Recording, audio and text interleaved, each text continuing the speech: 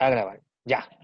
Bueno, buenos días a todos. Estamos en la clase número 1 del segundo semestre en Historia para el primero medio A. Los saluda el profe Jorge Chut, y ya toda la gente ha escuchado las indicaciones iniciales de este tema. Ya. Tema de hoy día, independencia de Chile, como le llaman algunos. 1810 a 1818. Esto es un resumen del resumen del resumen del resumen de este periodo histórico que nosotros debemos recordar. Ahí vamos a admitir a alguien más. Y el objetivo de hoy día, ¿ya? Es esto. Conocer los principales antecedentes involucrados en el proceso de independencia de Chile, ¿ya? ¿Qué quiere decir con esto? A ver, déjenme ver un segundito.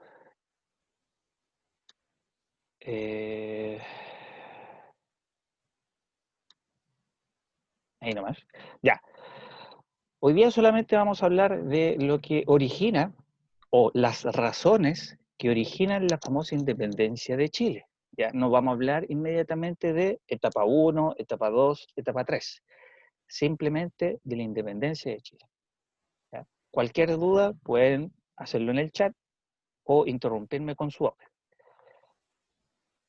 Primera cosa, para entender esto, podemos hablar de antecedentes como los que salen en la imagen. ¿Ya? La imagen representa un símbolo, una señal de algo que en el pasado fue representativo para nuestro país, en este caso un escudo nacional.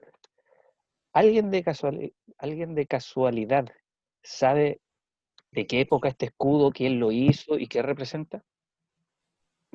¿Alguien que quiera participar brevemente? ¿O alguien lo vio antes por ahí en la historia de Chile, en alguna película, en algún video, en alguna otra imagen? Por ejemplo, en aquellas clases cuando eran más chicos, no sé si en quinto, en sexto básico, estoy hablando de mucho tiempo. ¿Pero alguien reconoce ese escudo nacional? Por ejemplo, la frase post tenebras lux, después de la oscuridad viene la luz. La estrellita que aparece arriba solitario, la especie de, no sé, de lanza, esta hoja de algún árbol, el mundo, ese pilar, por así decirlo, esta especie de hojas o ramas de copihue que aparecen en nuestro escudo nacional, o las dos personas que hay aquí, un hombre y una mujer. Nadie tiene como una noción, nadie sabe, cacha, ubica un poco, ¿no? No, profe, nunca la había visto. Nunca. No, Mm, nunca. ya, está bien, esa es la idea, pero avancemos más rápido con lo que estemos haciendo acá. Y eso es bueno saber, Camila, que no lo sepa. ¿Por qué? Porque eso va a aclarar más todavía la importancia del proceso de independencia. Ya, la Michelis es como una bandera más o menos. Mira, en realidad, a diferencia de las banderas, los escudos nacionales tenían mayores significados o símbolos que hablaban de cómo era, por ejemplo, un país, una república o un reino antiguamente. Chile no tuvo solamente un escudo nacional y una bandera, tuvo unos cuantos, ya no podemos decir que fueron muchos, pero sí algunos. Este es el primer escudo de Chile, ¿ya? Aquí no hay ni cóndor, aquí no hay huemul, aquí no hay precisamente, por ejemplo, un escudo nacional o una frase, por la razón o la fuerza. Pero antes de por la razón o la fuerza existían este tipo de frases, ¿ya? Las que salen aquí en latín, ¿ya? Que hablan básicamente de la idea de la iluminación, que hablan básicamente de la idea de avance, de desarrollo o en el fondo, eh, progreso. En este caso, el hombre y la mujer son dos mapuches que hoy día están un poquito en boga dentro de la realidad nacional. El mundo, que aparece aquí al centro, arriba de una especie de pilar, habla de que el mundo tiene que convertirse ahora en un foco de importancia para el desarrollo y para el progreso, sin dejar de lado la identidad nativa. ¿Ya? Los pueblos originarios en una época antiguamente en Chile fueron más importantes que hoy día. Y eso está demostrado en el primer escudo nacional que se encuentra aquí. Aquí todavía no aparece el blanco, azul y rojo como colores patrios. Aparecen colores muy diferentes, pero que eso lo vamos a ver más adelante. Ahora, la relación entre España y sus colonias antes de la independencia. Acuérdense que antes de que Chile fuera independiente, España era nuestra madre patria, por así decirlo. Eso queda a entender de que la independencia de nuestro país y de toda América se da ante diversas causas que principalmente ocurren dentro de España, o sea, al interior del Reino de España, y fuera de ella, ¿ya? España por mucho tiempo se hizo dueño de gran parte del continente americano. No sé si recordarán los viajes de expansión que vimos el año pasado entre España y Portugal, y uno de los casos que vimos fue obviamente España. Bueno, luego de pasado de algunos siglos, España obtiene un gran poder dentro del continente americano y va a fundar colonias. Una de ellas era Chile. Ya ahí podemos hablar de Argentina, toda Sudamérica y parte de Centroamérica. Y no Norteamérica, porque eso era una colonia inglesa. ¿Ya? Ahora, cuando yo hablo de diversos cambios, hay que hablar de causas internas y causas externas. ¿Qué significa eso? Repito, causas que ocurren dentro de España y fuera de España. Cuando yo hablo de fuera de España, principalmente las cosas que van a acaecer en América, en prácticamente la mitad de América hacia el sur, ¿sí? Desde México hacia abajo, para explicarlo de mejor manera. Con lo anterior, vamos a hablar de las causas internas de la independencia de América y de Chile. ¿Ya? Vamos a revisar en el chat, quizá alguien quiera una pregunta o alguien se inscribió. Lenisme, muy bien, creo que el Seba Gascón también tiene que inscribirse, pero no se preocupen que está activado el chat. Rápidamente, causas internas de la independencia, chiquillos y chiquillas. Ya, hay algo llamado reformas borbónicas. Eso es un concepto que hay que asociar inmediatamente con lo que ocurre al interior de España. ¿Qué significa? Que desde el reinado de un caballero llamado Carlos III, entre esos años que aparecen ahí, las reformas borbónicas debilitan los lazos de España con América debido a las siguientes consecuencias, efectos o reacciones. Cuando uno habla de reformas borbónicas, uno habla de diversas reformas políticas que ciertos reyes, acuérdense que había monarquías todavía en esos años, 1700, finales del siglo XVIII, básicamente buscaban, por ejemplo, lo que dice ahí, centralizar la figura de un rey, de un solo gobernante que maneje todas las decisiones políticas, sociales y económicas, ¿ya? Y eso va generando más distancias de lo que es el rey de sus gobiernos o sus gobernados y gobernadas. Por ejemplo, en lugares tan lejanos como América, porque son miles de kilómetros los que los distancian desde ese centro político como es España, como la camiseta que tengo aquí, con lo que era, por ejemplo, Chile, una colonia pequeña, muy empobrecida, con una clase política muy desconectada de la realidad que ocurría en España y con grandes intereses de ser dueños de Chile. Esas mismas personas que vivían en Chile y de clase alta, llamado criollos, se sentían muy desconectados porque pasan este tipo de cosas con este tipo de cambios políticos como las famosas reformas borbónicas. Esta reforma también aumentó las riquezas e ingresos para España, solamente para el Reino de España. Todo lo que traía España de afuera, llamemos metales preciosos, esclavos, materias primas, era básicamente usada y distribuida para beneficio solamente del Reino español, no para distribuirlo a sus colonias de manera equitativa y ser básicamente una administración mucho más organizada y descentralizada. Lamentablemente, todas estas reformas centralizaron demasiado la fuerza del rey y del Reino de España, pero sus colonias, en cambio, se estaban empobreciendo paulatinamente. Los puestos políticos, por lo tanto, y administrativos, por ejemplo, en las colonias de España en América, eran solo para españoles nacidos en España. Por ejemplo, si yo soy un criollo de clase alta, pero que nació en América y soy hijo de padres españoles, mamá española, papá español, no voy a tener el cargo porque no nací en España. ¿Se entiende? Solamente los puestos administrativos y políticos eran para españoles nacidos en España y que eran enviados, por ejemplo, a América. ¿Sí?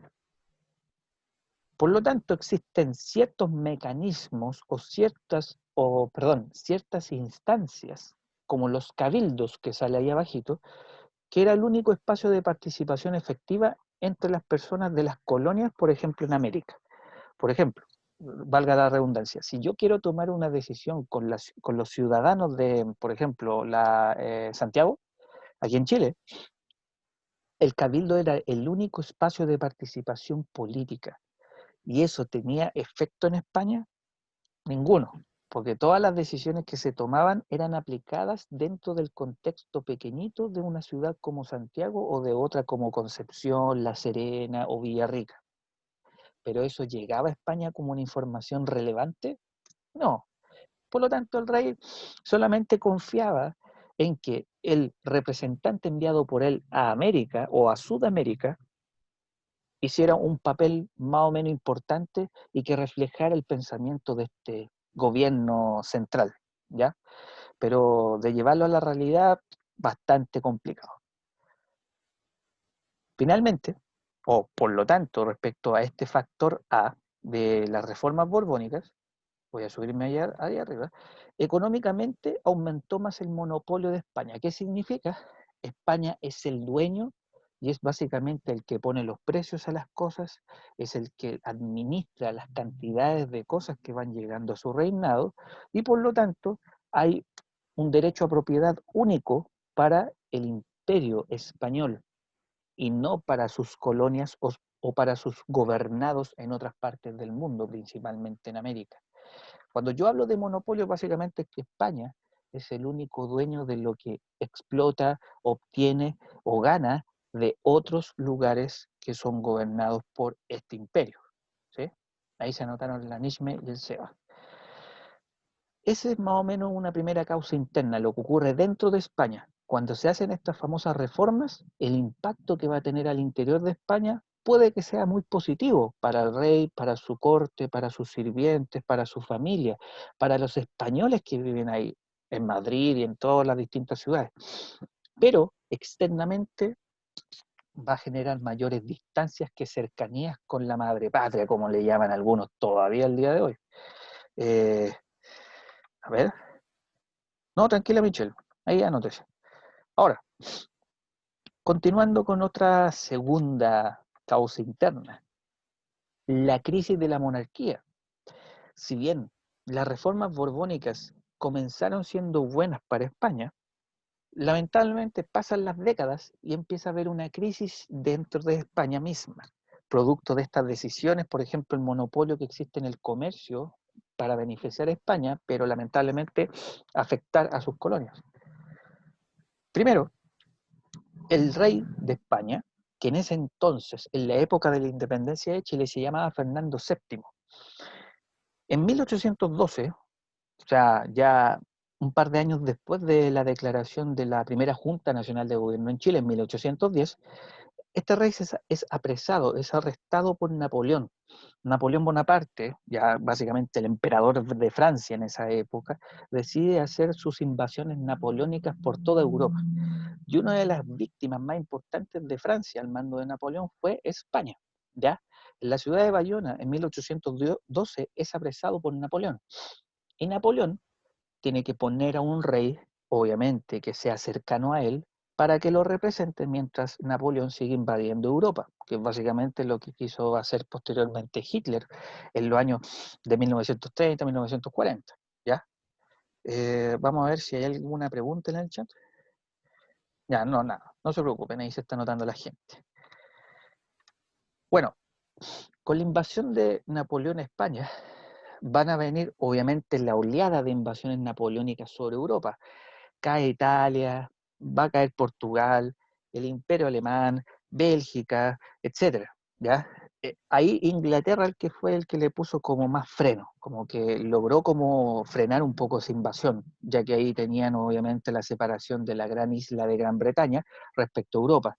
El factor marítimo fue muy importante para que Inglaterra pudiera soportar la fuerza de Napoleón.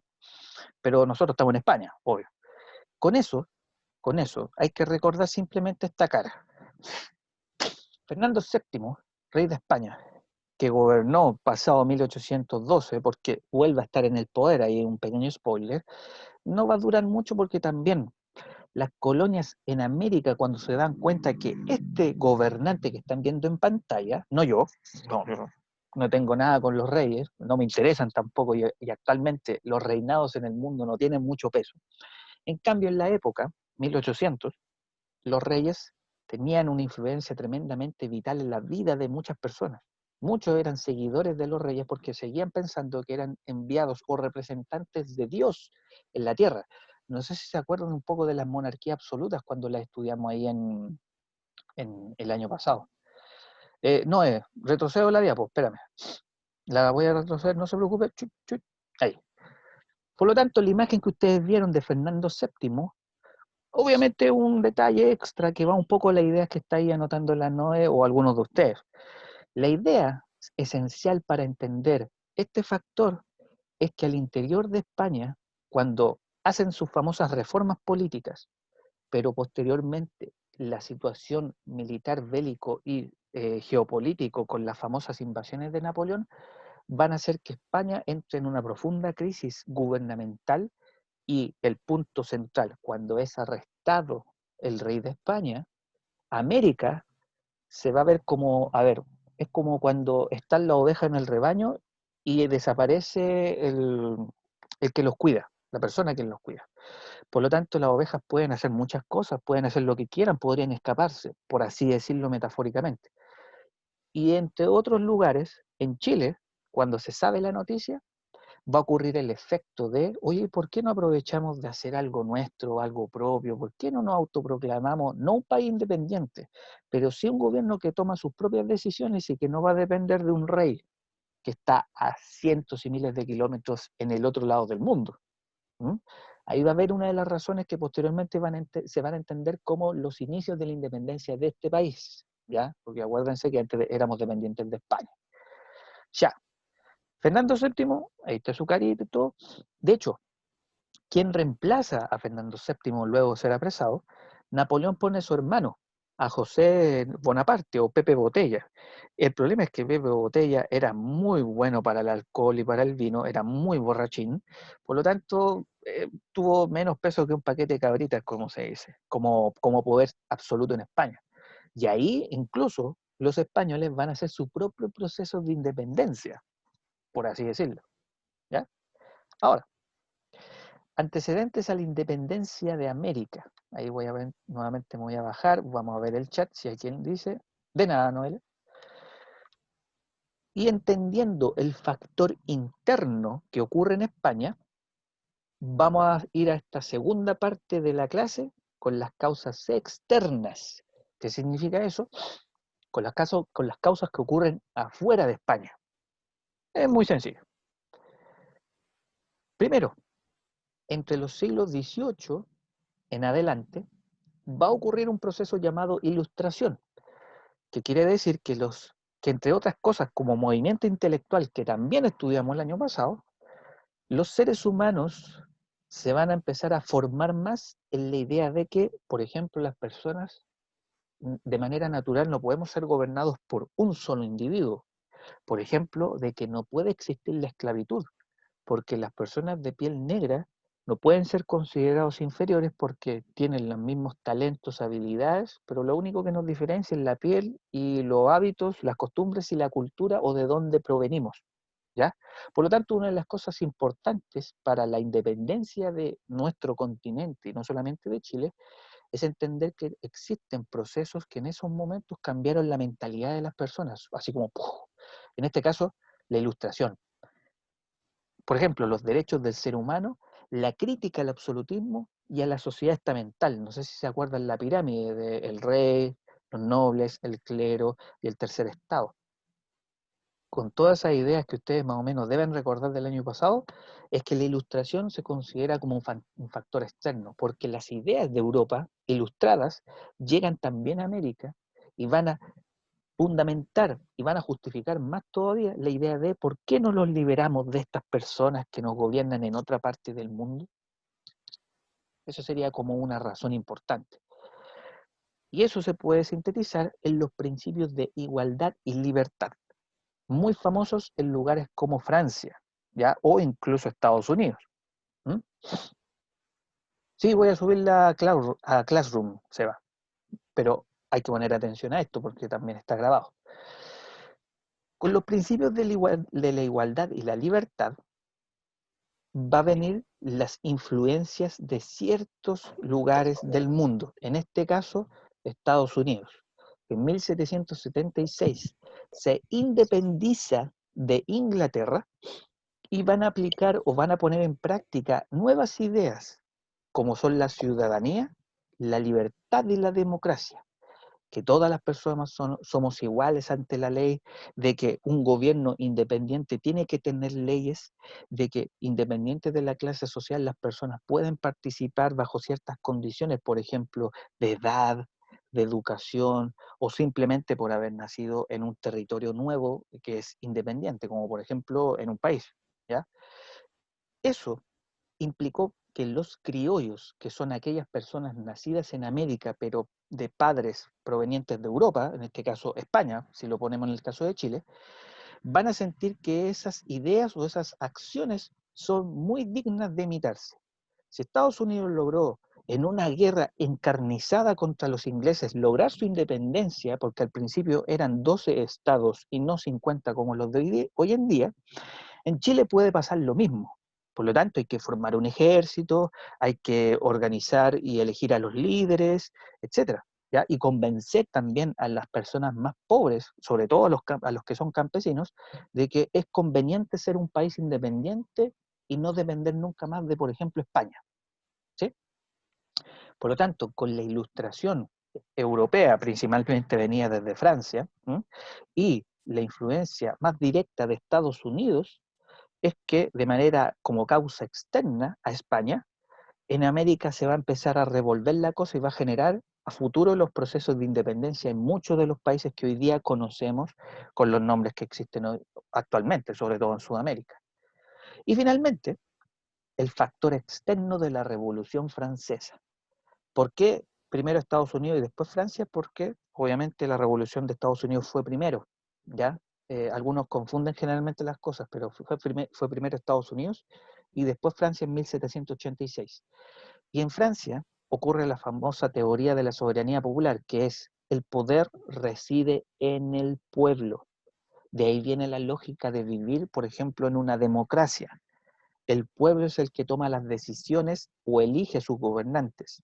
Eso en la época de Fernando VII no existía, y antes de Fernando VII tampoco, o el Luis XVI, cuando lo vimos en la época de octavo básico con la Revolución Francesa. Bueno, cuando vienen todos estos procesos de revolución, de independencia, de guerra, qué sé yo, va a ponerse en práctica lo que ocurría en Francia, de que el poder sí reside en el pueblo, en las personas, no en los gobiernos ni en los gobernantes. De hecho, el pueblo elige a esas personas. ¿Hay alguna pregunta que quieran hacer para dar una pequeña pausa? ¿Alguna cosa que no se haya entendido, por ejemplo, sobre España, sobre Estados Unidos? ¿O todo está bien? ¿Sí? ¿Nada? Perfecto. Dejen igual su comentario o su pregunta tardíamente si quieren en el chat. Bueno, para ir finalizando, porque acuérdense que es una clase muy cortita, ahí está la famosa frase de los franceses, libertad, igualdad, fraternidad o la muerte. ¿Ya? Ese es el primer gran lema cuando Francia se independiza. ¿Sí? Aquí viene una pequeña, bueno, no actividad así como para llevarse a la casa, pero una actividad como en clase. Si alguien se acuerda de la Patria Vieja, Chile está dividido en 3 etapas. ¿Alguien recordará cuáles son las otras 2 que faltan para completar este pequeño mapa final? Patria Vieja, después venía TUP, después venía otra etapa. Son 3. ¿Alguien de casualidad se acuerda o estudió o leyó por ahí cuáles eran las famosas 3 etapas de la independencia de Chile? Yo les di una, la Patria Vieja, que dura de 1810 a 1814. ¿Nadie se acuerda? No tengo música de fondo, así que no puedo poner como para rellenar. ¿Reconquista? Muy bien, Reconquista Juan Pablo y el Seba La Patria Nueva. Ahí se complementan. Muy bien, Gascón.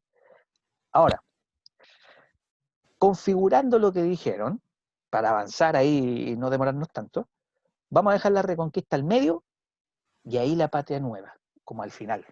Ahí le puse los colores para que básicamente lo asociáramos a nuestro país.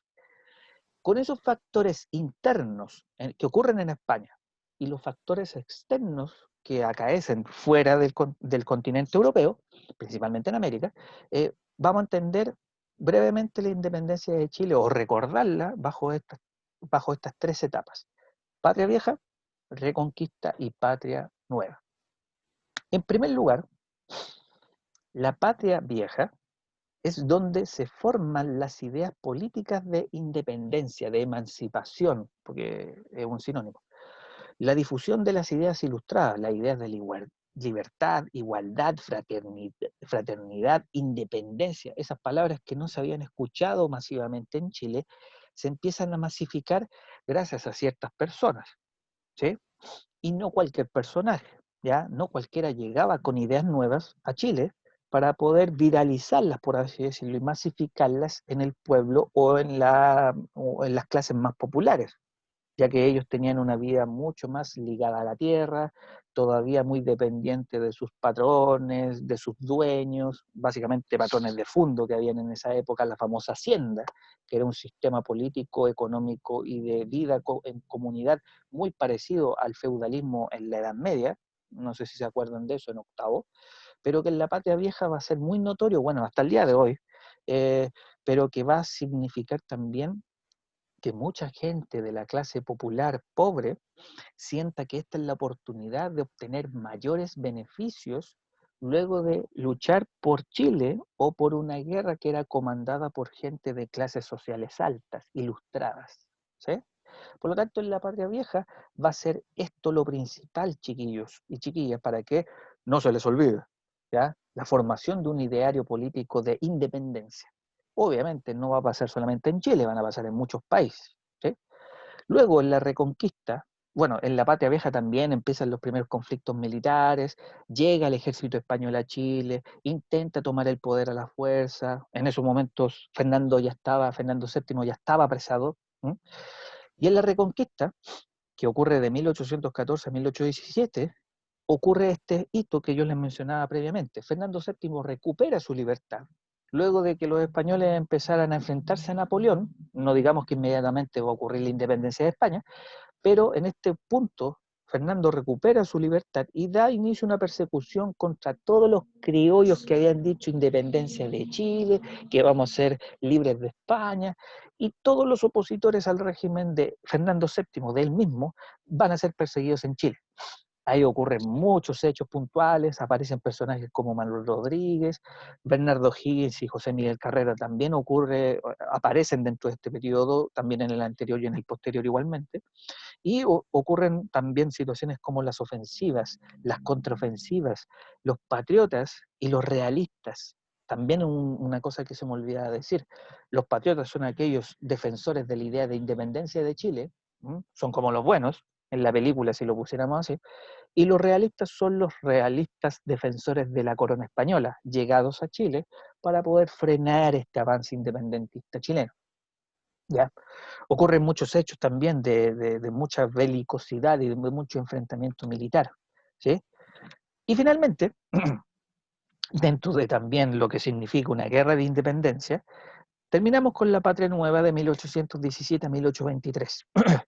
Bernardo Higgins, uno de los padres de la patria, logra, junto con los patriotas, ganar en la batalla de Maipú, 1818, se hace la declaración de independencia, el famoso abrazo de Maipú, que sale ahí en un cuadrito bien famoso, y organiza su primer gran gobierno, primer y único gran gobierno.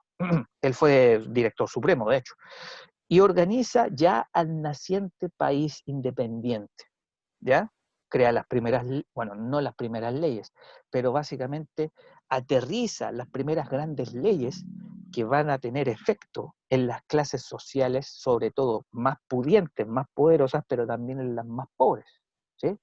Consolida militarmente la independencia de Chile, me falta ahí como la palabra Chile, o el nombre Chile, y también va a definir la identidad de nuestra nación a través de un escudo, una bandera, un himno, un ejército, ¿ya? De gente nacida y criada aquí en Chile, la división de los poderes del Estado, la división del país en distintas administraciones, por ejemplo, en regiones, ¿ya? El primer mapa de nuestro país, etcétera, pero que termina con su renuncia, con su abdicación, producto de las presiones de los opositores de Bernardo Higgins, que no creían mucho en sus leyes, que no creían mucho que él estuviera poco tiempo en el gobierno, pensaban que se iba a convertir en una especie de rey, porque no tenía Bernardo Higgins muchos competidores intelectuales, ¿ya? Muchos de sus opositores terminaron muertos, como José Miguel Carrera o Manuel Rodríguez, que en las etapas anteriores que ahí les mostré recién, van a ser como una especie de oposición a Bernardo Higgins y sus ideas. Pero al estar muertos por extrañas circunstancias, ahí nos metemos un poco en las teorías conspirativas, Bernardo Higgins va a tener un gobierno bastante difícil que va a terminar con su renuncia y va a hacer que Chile entre en un periodo de muchas revueltas internas, de crisis internas, incluso de guerra civil, que es lo que vamos a hablar en la próxima clase para hablar de lo que es la organización de la República de Chile. Esto simplemente es una pincelada de lo que fue la independencia de Chile de manera muy global, ¿sí? Pero hay una conclusión con este cuadrito de resumen. ¿Y cuál es? Que la aristocracia conduce el proceso y obtiene todos los beneficios del mismo proceso de independencia. Me imagino que algunos quizás lo debieron haber pensado tal vez, o quizás lo supusieron o no tenían tal vez idea. Pero como se darán cuenta dentro de lo narrado en esta clase, gran parte de los que comandan las independencias o las revueltas o revoluciones, por ejemplo, en Estados Unidos, Francia o en Chile, son provenientes de clases sociales altas, nobles, burguesas o intelectuales. No son precisamente gente proveniente de las clases más bajas y pobres o campesinas, ya que en primer lugar no tenían la educación suficiente y mucho menos los recursos para liderar un proceso. ¿Ya? Porque para tener un ejército hay que tener armas, uniformes, caballos, cañones, y para eso hay que tener dinero. Las cosas no salen de la tierra por arte de magia, ¿ya? De hecho, mucha gente intelectual o de clase social alta, como José Miguel Carrera, tuvieron que pedir prestado a otros países, como por ejemplo Estados Unidos. Dinero, a eso me refiero, para comprar armas, para uniformar a sus ejércitos, para traer barcos incluso, para poder trasladar gente de un lugar a otro más rápido. En fin, por lo tanto, los grandes antecedentes de la independencia están en Europa, España, pero fuera de ella también, como ustedes se dieron cuenta aquí. Pero principalmente todo comandado por la aristocracia, ¿ya? La gente pobre nunca va a tener mucho protagonismo, lamentablemente. Hoy en día se está cambiando eso, se le está tratando de dar un protagonismo a las clases sociales más bajas. De hecho, hoy en día ustedes lo ven desde octubre. ¿Quiénes han generado la revuelta de este estallido social? Las clases más bajas. La clase, ni siquiera la clase media, porque la clase media para mí no existe. La clase más baja, las clases pobres. Antiguamente se decía que siempre eran las clases altas. Eso se ha ido cambiando con el paso de los siglos. Conclusión, para ir terminando con la clase. La idea de independencia de Chile es un proceso multicausal. ¿Qué significa lo multicausal? Que son muchas causas internas desde España o externas que ocurren dentro del continente americano y fuera de España. En segundo lugar, las influencias liberales en la independencia de Chile. Si ustedes se acuerdan, cuando les mandaba los trabajos, las presentaciones, los grababa los videos del primer semestre sobre el liberalismo, se hablaba en gran medida de que están los conceptos ahí de derecho, libertad, igualdad. Por lo tanto, el liberalismo tiene que ver con todo este proceso que les acabo de contar.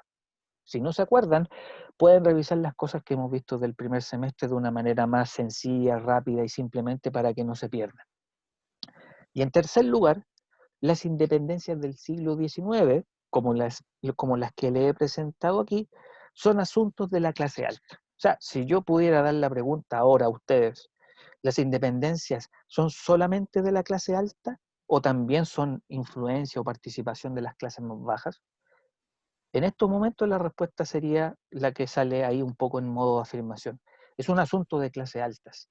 de clases altas, clases aristocráticas. Ellos son los que están básicamente pensando y llevando al acto la idea de liberarse de las garras de los gobiernos monárquicos absolutistas provenientes de Europa. Pero posteriormente las cosas van a ir cambiando para que las clases más bajas puedan tener mayor participación y mayor fuerza, pero que va a ser producto de situaciones internas y no tanto de un país invasor o de un gobierno monárquico o de un reino invasor proveniente de otro continente. ¿Sí? ¿Tienen alguna pregunta que hacer para ir cerrando esto? Ya, gracias Maca, no se preocupe. ¿Alguna duda que tengan con este tema de la independencia y todo? ¿Sí? La independencia del siglo XIX, un asunto de la clase alta, ¿a qué se refiere? ¿A qué se refería? Ah, ya, De mira, que la clase alta fue antes de la clase media, más o no, menos. momento, mira, cuando yo hablo de la clase alta, Michelle, yo hablo principalmente de todos aquellos individuos provenientes de las clases más pudientes, más poderosas, aristocráticas, ¿sí? En esta época, estamos estudiando del siglo XIX, no hablamos de clases medias todavía, no existe todavía una clase media, eso recién se da en el siglo XX. Pero la afirmación que sale aquí como conclusión es que la independencia de este siglo XIX que estamos estudiando, como la de Chile, van a ser un asunto comandado, liderado por gente proveniente de esa clase alta aristocrática. ¿Cachai? Bernardo Higgins, José Miguel Carrera o Manuel Rodríguez fueron personas provenientes de esa clase social alta. Estudiaron en Europa, sus familias tenían muchos recursos económicos, vivían en casas bastante acomodadas y bastante grandes, hablaban otros idiomas, principalmente el inglés, ¿ya? Y de hecho tuvieron profesiones bastante particulares. Por ejemplo, Manuel Rodríguez fue abogado, y en esa época era una profesión de alta alcurnia o de clase alta, ¿sí? Por lo tanto, la afirmación se refiere a eso, que las independencias del siglo XIX son asuntos principalmente de las clases sociales más altas, porque ellos la comandaron, la lideraron y después gobernaron. De hecho, cuando Chile se hace independiente, ¿de qué clase social son sus primeros gobernantes o directores supremos o presidentes? Van a ser de clases sociales altas, ¿sí? Ya, profe. Todo claro, ¿no? Sí, todo claro. Súper. Ya, gente, vamos a dejar de compartir y vamos a detener la grabación para finalizar. Ahí, chup, listo. Clase superada.